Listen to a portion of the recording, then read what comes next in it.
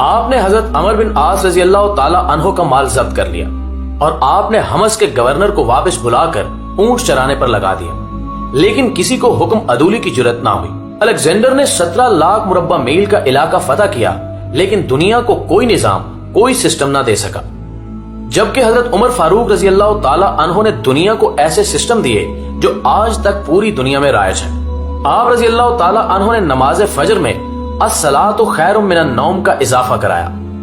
آپ رضی اللہ تعالیٰ عنہ کے عہد میں نماز تراویح کا باقاعدہ سلسلہ شروع ہوا۔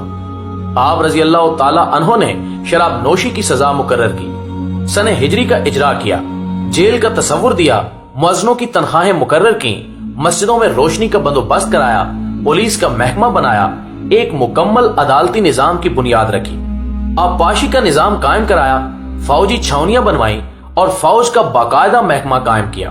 آپ رضی اللہ تعالیٰ عنہ نے دنیا میں پہلی بار دودھ پیتے بچوں، معذوروں، بیواؤں اور بے آسراؤں کے وظائف مقرر کیے۔ آپ رضی اللہ تعالیٰ عنہ نے دنیا میں پہلی بار حکمرانوں، سرکاری عہدیداروں اور والیوں کے اثاثے ڈکلیئر کرنے کا تصور دیا۔ آپ رضی اللہ تعالیٰ عنہ نے بے انصافی کرنے والے ججوں کو سزا دینے کا سلسلہ بھی شروع کیا۔ آپ رضی اللہ تعالیٰ عنہ نے دنیا میں پہلی بار حکمران کلاس کی اکاؤنٹیبلٹی شروع کی۔